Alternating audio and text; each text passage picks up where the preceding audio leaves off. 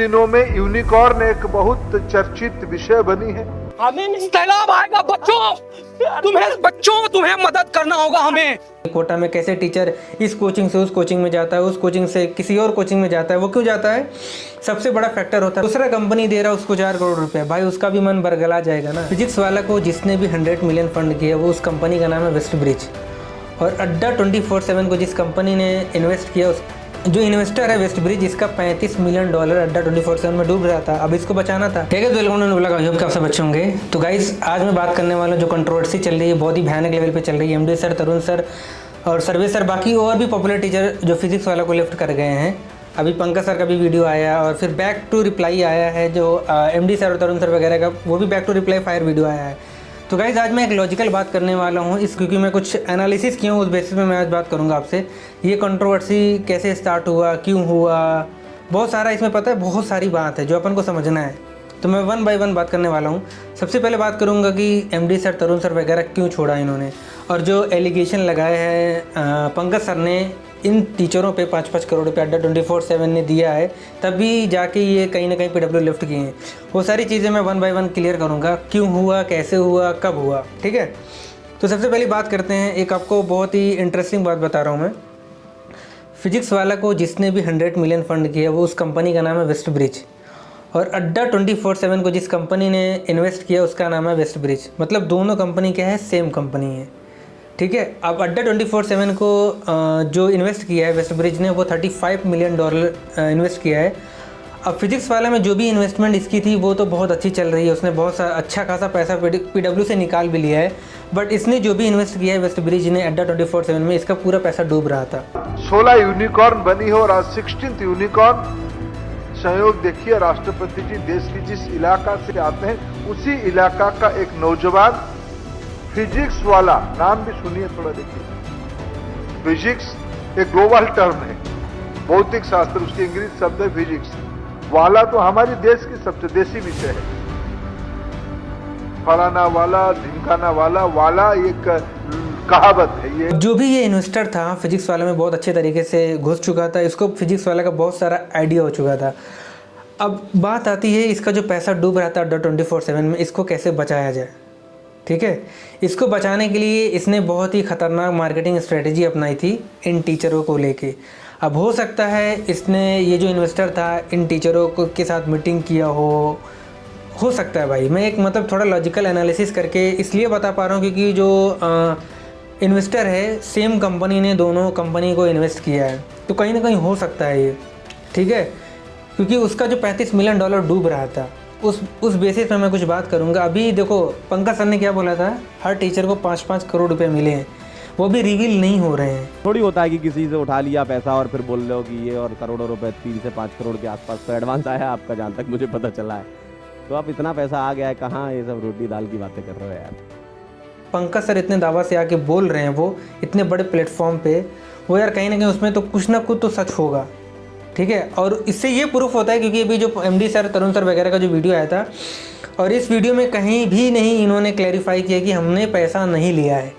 ठीक है, तो इस वजह से ये जो चीज़ मैं बोल रहा हूँ ना, इसी दोनों बातों को लेके मैं ये बोल पा रहा हूँ। ठीक है, अब देखो जो इन्वेस्टर है वेस्ट ब्रिज, इसका $35 मिलियन अड्डा 24/7 में डूब रहा था, अब इसको बचाना था। अभी बचाने के लिए इस पैसे को भाई किसी भी हद तक जा सकता है। ये इतना बड़ा अमाउंट है, इतना बड़ा अमाउंट तो यार कोई ऐसे ख़राब नहीं करेगा, क्योंकि अड्डा 24/7 से इसको कोई भी आउटपुट नहीं आ रहा था, उसका पैसा पूरा का पूरा डूब रहा था। अब ये जो इन्वेस्टर था अपनी मार्केटिंग स्ट्रेटेजी एक नए तरीके से किया, जो इन टीचरों को लेके, हो सकता है इसने मीटिंग किया हो सकता है जो भी अमाउंट ये जो टीचर्स निकले हैं पीडब्ल्यू में X अमाउंट पा रहे होंगे, अब उसमें 10X अमाउंट मिल रहा होगा। क्योंकि कोटा में मैं भी 2 साल से हूँ, तो मुझे बहुत सारी चीज़ें कोटा को लेके पता चल चुका है कि कोटा में कैसे टीचर इस कोचिंग से उस कोचिंग में जाता है, उस कोचिंग से किसी और कोचिंग में जाता है। वो क्यों जाता है? सबसे बड़ा फैक्टर होता है पैसा। पैसा सबको पसंद आता है भाई। एक साथ अगर आप 1 करोड़ रुपये देखोगे ना, आपका भी दिमाग काम नहीं करेगा। सच तो ये है यार, समझ रहे हो। अगर मान लो किसी एक कंपनी में एक टीचर की सैलरी है 1 करोड़ रुपया, मान लो, ठीक है, अब दूसरा कंपनी दे रहा है उसको 4 करोड़ रुपया, भाई उसका भी मन बरगला जाएगा ना, जैसा पंकज सर ने बोला था। ठीक है, मैं किसी को ब्लेम नहीं कर रहा हूँ, जो फैक्ट मैं देख रहा हूँ उस बेसिस पे मैं बहुत बोल रहा हूँ, क्योंकि जो भी टॉप टीचर हैं वो किसी एक कोचिंग में टिक ही नहीं रहे कोटा में, समझ रहे हो। उसका रीज़न है कहीं ना कहीं भाई दूसरा कंपनी क्या करता है, उनको अप्रोच करता है। अप्रोच किस बेसिस पे करता है, पैसे के बेसिस पे करता है। कोटा में भाई ये कई सालों से चल रहा है, ठीक है। कोई कोचिंग टूट रही है, कोई अच्छी कोचिंग कोटा में बन ही नहीं पा रही है, ठीक है। अभी तो एक कोचिंग बहुत अच्छी चल रही है, बट कोई भी कोचिंग ज़्यादा समय तक अच्छी नहीं चल सकती, ये सबको पता है। क्योंकि भाई जो ये इतने बड़े बड़े मार्केटर हैं ना, जो इतने बड़े बड़े पैसे वाले हैं ना, वो क्या करते हैं, इतनी बड़ी बड़ी कंपनी, टेक कंपनी, अभी आपने देखा होगा किसी एक बड़ी कंपनी से बहुत सारे टीचर निकले, किसी अदर कंपनी में गए, इधर पोच हो रहा है, उधर पोच हो रहा है। अमन दत्तरवाल सर गए, अभी वीडियो देखा होगा, वहाँ भी कुछ PW की पोच हुई थी। मतलब ये सब चल रहा है, क्यों? क्योंकि सब गेम है पैसे का, ठीक है। अब अपन आते हैं 24/7 पे, ठीक है। अभी जो इन्वेस्टर है, हो सकता है कि इन टीचरों के साथ मीटिंग किया होगा, भाई मैं आपको, आप यहाँ इतना पाते हो, मैं आपको इतना दूंगा, आप रेडी हो मेरे साथ काम करने के लिए। इनको टाइम दिया होगा, बहुत सारी मीटिंग हुई होगी भाई। एक साथ अगर अपन को किसी को भी इतना पैसा मिलता है ना, तो वो फिर उसका दिमाग घूमने लग जाता है, ठीक है। अब मुझे तो भाई यही लग रहा है, भाई वो जो कंपनी है वो इन लोगों से मीटिंग हुआ होगा, क्या हुआ होगा वो मुझे एक्चुअल में पता नहीं, बट मैं एनालिसिस करके ये चीज़ें बोल पा रहा हूँ। हो सकता है कुछ दिनों में आपको भी ये चीज़ें निकल के आए, क्योंकि अपन को एक्चुअल में रियलिटी पता नहीं, बट अपन बोल सकते हैं एनालिसिस के बेसिस पे, ठीक है। वो भी मैं इसलिए बोल पा रहा हूँ क्योंकि पंकज सर का मैंने वो जो वीडियो देखा था, उसमें कहीं ना कहीं वो चीज़ें निकल के आ रही थी, और उसका जो रिप्लाई वीडियो था MD सर का, उसमें कहीं वो चीज़ें दिख नहीं रही थी। इस वजह से मैं ये चीज़ें बोल पा रहा हूँ। अब मैं आपसे जानना चाहूँगा, मैं आपकी राय लेना चाहूँगा कि आपको क्या लगता है, आप ज़रूर कमेंट करके बताना। मेरा ये जो एनालिसिस था ये वो मैंने बताया भाई। एक कंपनी है, वेस्ट ब्रिज नाम है, आप गूगल पे करना आपको मिल जाएगा। वो सेम कंपनी PW को फंड किया $100 मिलियन, और उसने ही फंड किया है $35 मिलियन अड्डा 24/7 में। अब देखो, अड्डा 24/7 में पैसा डूब रहा था, मैं बार बार बोल चुका हूँ। अब वो कंपनी भाई पैसा बनाने के लिए कुछ भी कर सकता है, किसी भी हद तक जा सकता है। एक कंपनी अगर किसी कंपनी में इन्वेस्ट करता है ना, तो उसको प्रॉफिट चाहिए। अब उसने PW से अच्छा खासा प्रॉफिट उठा लिया है, ठीक है। अब उसका यहाँ पैसा डूब रहा है, तो उसको बचाने के लिए उसको कुछ ना कुछ तो करना पड़ेगा यार।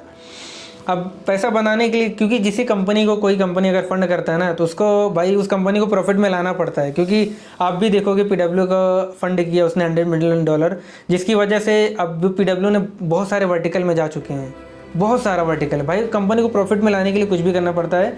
अब इन्वेस्टर क्या होते हैं ना भाई, ये माथा खा जाएंगे आपका, ठीक है। अब जैसे अलग पांडे सर हमेशा वीडियो में कुछ भी आके बोल नहीं सकते, उनको भी परमिशन नहीं है भाई।